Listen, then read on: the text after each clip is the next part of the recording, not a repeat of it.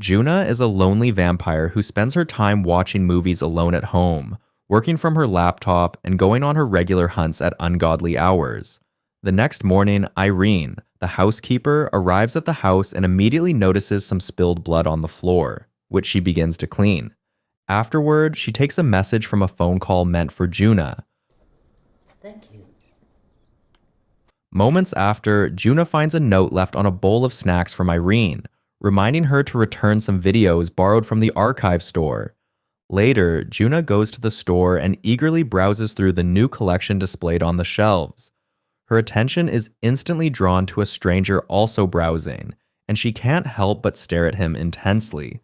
He notices her gaze and looks up, meeting her eyes. For a moment, everything else fades as they lock eyes, until Djuna breaks away and hurriedly leaves the store. It feels like the beginning of something special. Djuna's plan to escape is cut short by a heavy downpour outside, leaving her stuck on the pavement. Unable to resist the brief connection they shared, the man soon steps out and introduces himself to Djuna as Paolo. I'm Paolo. She reveals her name to him, and they end up at a restaurant to get to know each other better. Paolo curiously asks if she lives in the city, and Djuna explains that she doesn't. She's only in town because a friend is doing a play, and she's staying at her house. She returns the question, and Paolo shares that he's writing a script in the city. He's been given a place to stay to avoid distractions, though that clearly isn't working, considering how distracted he already is by Djuna. When Paolo asks about her occupation, assuming she might be an artist, Djuna tells him she translates poetry and literature into different languages. He's impressed by the depth of her work, prompting Djuna to admit it's a practical choice, especially because of a rare skin condition that prevents her from being exposed to sunlight. Yeah, right. Their date continues, and Djuna eventually brings Paolo back to the house. He's immediately struck by its size and elegance. After they settle in, Djuna puts on one of her favorite movies, though Paolo finds himself more focused on her than the screen. Things soon turn heated, and they end up in a passionate makeout session in the washroom. But as the intensity builds, Djuna feels an overpowering urge to sink her fangs into Paolo's neck. Struggling to contain herself, she abruptly pulls away and admits she made a mistake in bringing him home. Paolo doesn't agree and tries to reignite the moment, but Djuna is hit by a sudden flash of her blood-stained mouth from the night before.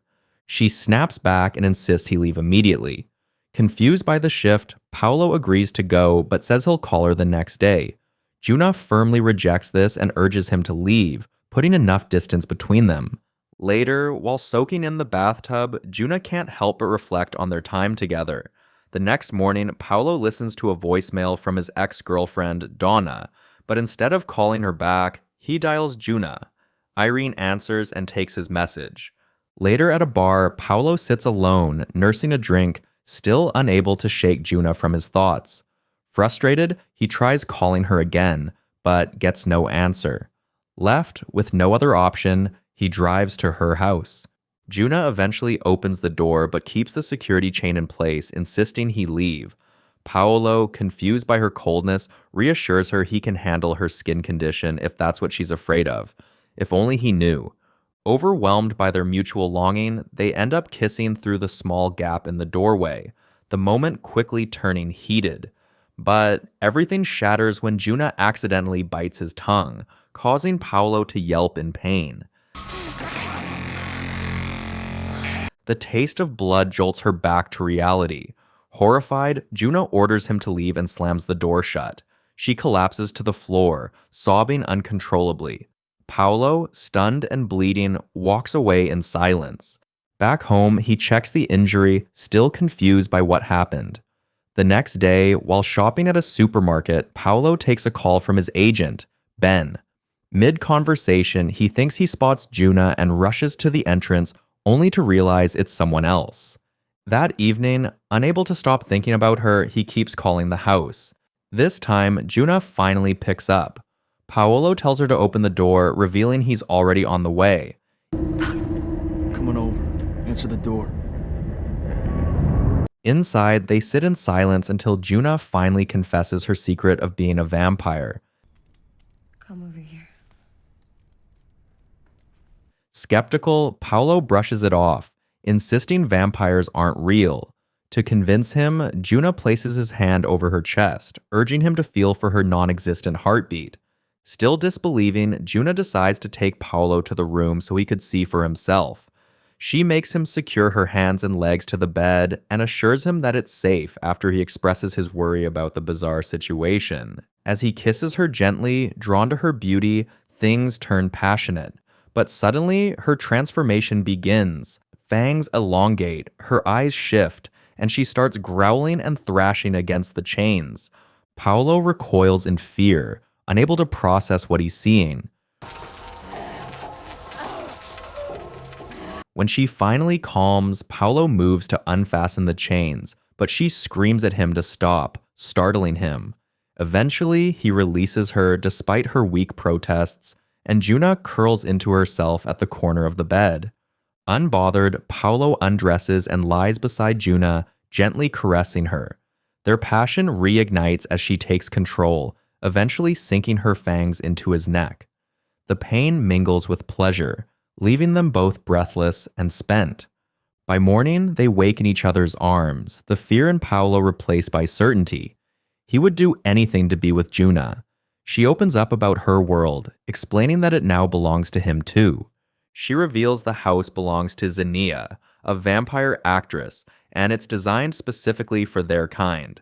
Irene, the housekeeper, is human but suffers from a rare hereditary blood disorder, making her immune to vampire urges and highly valued in their circle.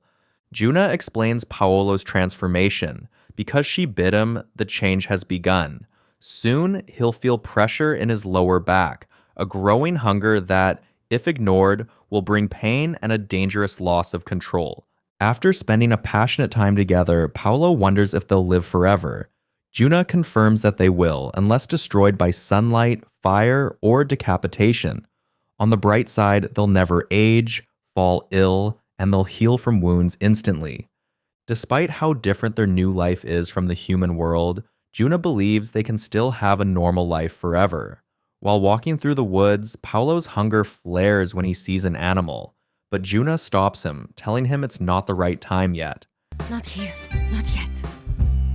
Back home, they share another intimate moment before Djuna shows Paolo a designated office space, encouraging him to move in while leaning in for a passionate kiss. Meanwhile, her sister, Mimi, who's in Amsterdam, takes a man's life by draining him of blood. That night, Paolo moves his belongings into the house, making Djuna visibly happy. She offers him dinner, but he insists on embracing the transformation fully.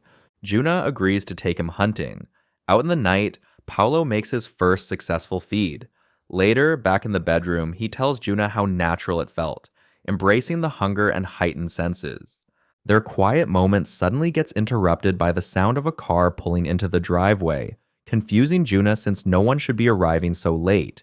The unexpected guest turns out to be Mimi, who casually announces she'll be staying for a week while her new place is being prepared. I'm staying here for a week when my new place gets set up. Djuna is clearly displeased, but Mimi brushes it off and greets Paolo. After Mimi heads upstairs, Paolo notes the tension between the sisters, making Djuna admit that Mimi is a disturbed creature. She's a disturbed creature. Later, Paolo tries to lighten the mood with small talk, and Mimi shares stories from Amsterdam. In bed, Paolo tells Djuna that Mimi doesn't seem so bad, but Djuna assures him that she is sick in the head. He's not worried. After all, she'll only be there for a week. The next morning, Mimi and Djuna spend time together watching children play through binoculars. Mimi recalls a nightmare about their ballet teacher, and Djuna shares a dream about their mother. Noticing how happy Djuna seems, Mimi begins questioning her relationship with Paolo. She's surprised Djuna finally has someone after so many years, but begins asking why she turned him since it's unlike her. When Djuna admits she's in love, Mimi instantly flares up and begins judging her. It means I love him. Mimi, long judged by her sister, accuses Djuna of hypocrisy, turning someone she loves and dragging him into their cursed life. She demands Djuna admit she was wrong and storms off. You know what you did was wrong. Admit! Later, Djuna calls Xenia to complain about Mimi's stay. Xenia, while acknowledging the strain, also brings up Djuna's affair. Djuna tries to explain, but Xenia cuts her off, saying she trusts her judgment and asks her to tolerate Mimi's presence for just 1 week. Left with no choice, Djuna agrees. That evening, Djuna and Paolo visit a restaurant to spend time together. During their meal, Paolo reveals that he has some money saved and wants to buy a house somewhere new so they can start a fresh life. Djuna is thrilled by the idea and gladly agrees. Meanwhile, Mimi heads to a nightclub and quickly draws the attention of a young man named Adam. She successfully lures him outside, and though he initially suggests going back in and offers to buy her a drink, she invites him to meet her around the corner instead. Seems like she has an ulterior motive. When he moves to go back to the club, she asks for a kiss, and he finally gives in. Kiss me. As they begin a passionate kiss, Adam's friend calls out to him, but Adam doesn't respond. Seeing that she has him under her control, Mimi urges him to follow her, and he eagerly agrees, likely hoping for a fun night.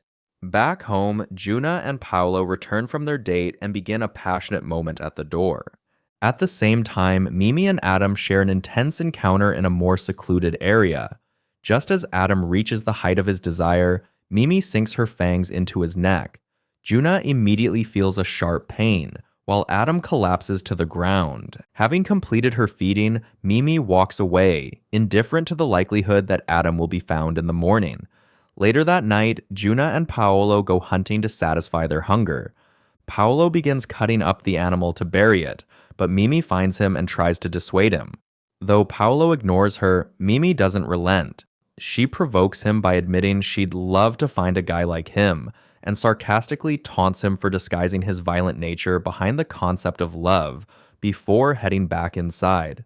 The next morning, while working, Paolo overhears Mimi speaking on the phone in French and begins to listen in. Later, Djuna receives a call from Xenia, who invites her to a party that evening. Feeling excited about this, Djuna eagerly accepts.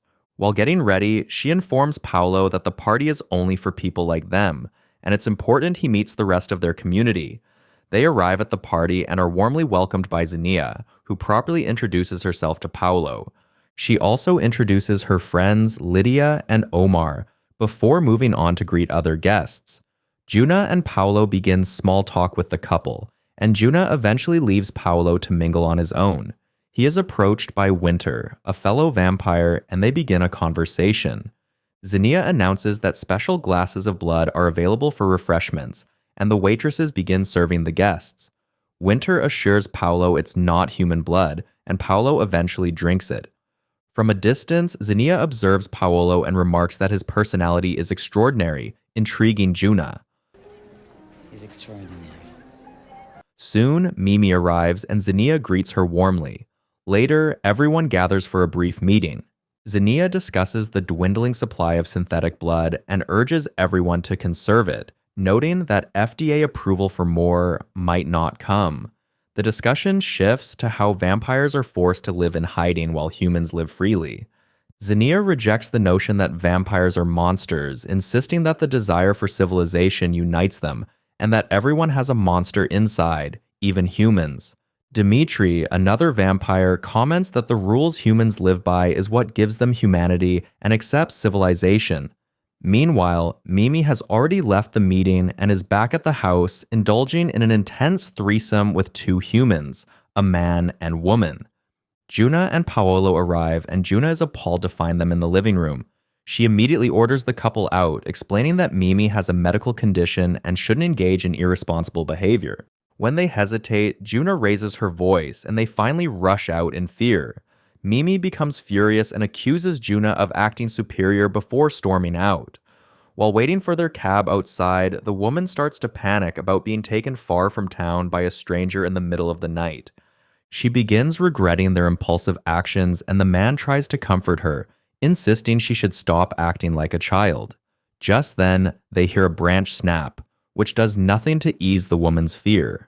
Despite her warnings for him to stay put, the man goes ahead to investigate. Soon after, his screams are heard, and the woman begins running for her life. Unfortunately, she doesn't make it far. Mimi catches her and sinks her fangs into her neck.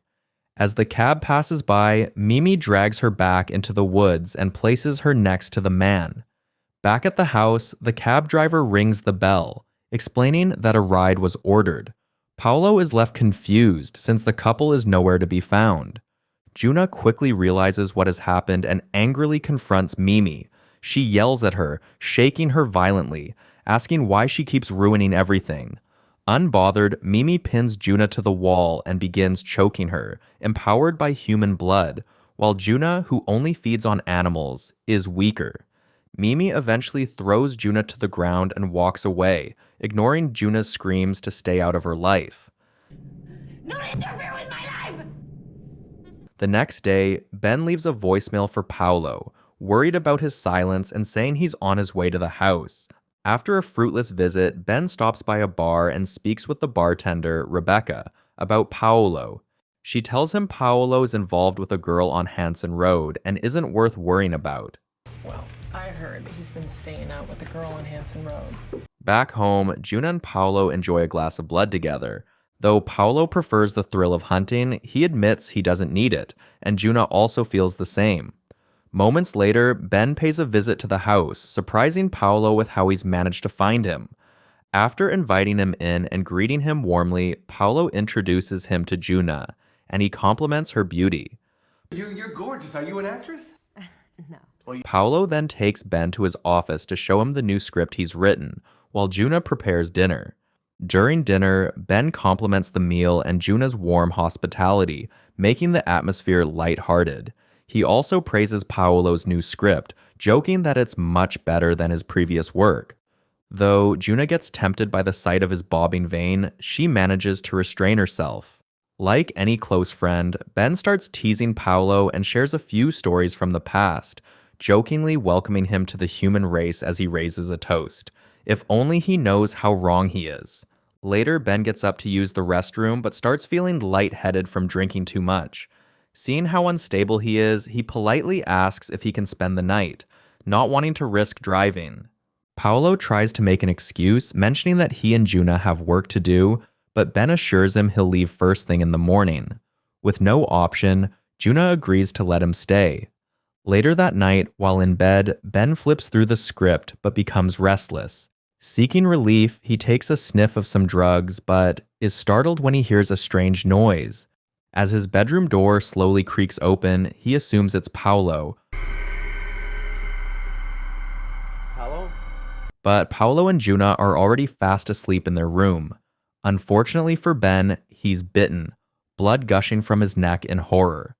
The next morning, Djuna wakes with a gasp, overcome by an eerie feeling. Trusting her instincts, she checks on Ben, only to find his room empty. Uneasy, she searches the room carefully and eventually discovers Ben's blood-soaked shirt tucked away. Disturbed, Djuna makes a call to Xenia, pacing anxiously as she reports Mimi's actions. It turns out Mimi has been leaving humans to turn into vampires. To Djuna's frustration, Xenia insists Mimi has changed. Xenia explains that she can't pass judgment without evidence, admitting she sympathizes with Mimi. Having been in the same shoes, she knows just how hard it is to prove that someone can truly change. She urges Djuna to reconcile with her sister and invites her to the play the following night. Meanwhile, Irina eavesdrops quietly from the hallway, slipping away unnoticed. The play is a major success, and Djuna and Paolo congratulate Xenia on her stunning performance. Glowing from the attention, Xenia leaves them to mingle and tends to another guest. Just then, Mimi arrives in a skimpy dress while Paolo's gaze drifts hungrily toward the exposed neck of a nearby guest. As quickly as the urge comes, he snaps out of it and whispers to Djuna that he needs some air. She understands immediately, and they step outside together. Soon after, Xenia also comes out, delighting the waiting fans and paparazzi before slipping into her ride for the after-party. Mimi, noticing a young fan, approaches her and sweet-talks her with promises of meeting Xenia in person. She asks for her number, and when the girl reveals she's only 17, Mimi chuckles darkly, clearly harboring bad intentions. Later that night, Paolo wakes to find Djuna gone from their bed. Concerned, he finds her sitting by the balcony, lost in thought. What are you doing? She's not leaving. Startled by his arrival, she admits her growing fear that Mimi's stay might become permanent. Paolo reassures her, saying that if it comes to that, they'll simply move out sooner. He urges her not to worry and suggests a drive the next day to help her clear her head. Later, Paolo returns to his office to work but eventually heads to the steam room for a break. Things take a turn when Mimi interrupts, using mind control to seduce him. She initiates a passionate, heated encounter with him right on the floor of the jacuzzi, pushing him to the peak of desire. Before leaving, she locks eyes with him and confesses that her plan would never have worked if some part of him hadn't wanted her from the beginning. Things have definitely taken a truly awkward turn. Unaware of the situation, Djuna happily picks out some flowers and heads home to surprise Paolo. But when she arrives, she finds him packing, and he urges her to do the same. He explains that they'll be leaving for Italy the following night to stay with Lydia and Omar until their own house is ready. Fortunately, Zinnia has arranged a private plane for their trip. Meanwhile, Mimi begins executing her plan by bringing Anne, the young girl she met at Zinnia's play, for a supposedly friendly visit to Zinnia's home. Though Anne becomes worried since Zinnia doesn't know she's coming, Mimi assures her that Zinnia will be thrilled to see her. When Zinnia opens the door, she's surprised to find Mimi with a stranger, and Mimi quickly introduces Anne. Zinnia invites them in, offering champagne while asking how they know each other. As Mimi explains, Zinnia flinches slightly when her hand brushes against Anne's while handing over the glass. She regains her composure and makes small talk with Anne. A few moments later, clearly on edge, Zinnia asks Mimi for a private word. Once alone, she firmly expresses her disapproval of Mimi bringing a virgin into her home. Feigning innocence, Mimi apologizes, claiming she didn't realize it would be a problem, especially since Zinnia is so good around humans. Zinnia explains that being among humans in a crowded room is very different from being alone in a closed space with one. It's been 40 years since she last drank human blood, and 100 years since she tasted the blood of a virgin. Having reached her limit of what she can bear, she urges Mimi to find an excuse to leave immediately with Anne, then returns to the room. Anne asks for a glass of water, and Mimi offers to get it while Zinnia struggles to maintain control. Mimi returns with the water, and Anne begins speaking about how she felt the first time she saw Zinnia, like they were destined to meet. Because of this, she admits it felt natural when Mimi approached her. Having heard enough, Mimi insists that Anne drink her water so they can leave. But the moment turns disastrous when Anne's lips are split by the chipped glass. This is clearly no accident, but a move orchestrated by Mimi. The sight and scent of the blood push Zinnia to her breaking point, and Mimi casually urges that they leave. Zinnia eventually gives in to her hunger and suggests Anne stays behind to tend to her injury. Knowing her plan has worked, Mimi waits just outside the door. Inside, Zinnia, overwhelmed by hunger and temptation, begins feeding directly from Anne. After some time, Mimi re-enters and calmly offers to take care of the body. She assures Zinnia that she won't tell anyone, but they need to have a little talk. She admits she has no intention of going to Phoenix. Meanwhile, back home, Djuna is fully packed and ready, but Paolo feels distressed. With guilt weighing heavily on him, he confesses his moment of weakness with Mimi. Back at Zinnia's, Mimi continues to blackmail her, telling her she wants a place in the city. Trapped by her own guilt and vulnerability, Zinnia can only remain silent as Mimi walks out, triumphant. After hearing Paolo's confession, Djuna is heartbroken. Silent tears roll down her cheeks, but then she shares a confession of her own. She reveals that she was the one responsible for what happened to Ben, which leaves Paolo shocked. On her way back to the estate, Mimi becomes distracted while driving and doesn't see a deer on the road. She swerves at the last moment, avoiding the animal but crashing the car in the process. Unconscious for a time, Mimi eventually wakes up and drags herself out of the wreck, writhing in pain. She begins limping toward the estate. But then, to her horror, the sun rises. Vampires cannot survive in sunlight, so her skin slowly begins to burn. She collapses, crying out, her body blistering under the sun's rays. As she tries to crawl towards safety, her strength fades. Just then, Irene pulls up in a car. Relieved, Mimi identifies her as the housekeeper and pleads for help. But Irene simply lights a cigarette, cold and unmoved, watching as Mimi continues to suffer. Later that evening, Djuna thanks Irene for everything while Irene takes the packed bag. As Djuna and Paolo prepare to leave, they're briefly startled by a rustle from the trash bag. Irina urges them to go, insisting that the flight is ready.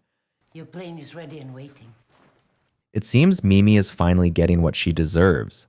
Outside, Paolo pulls Djuna close, kissing her passionately, ready to face a new future together for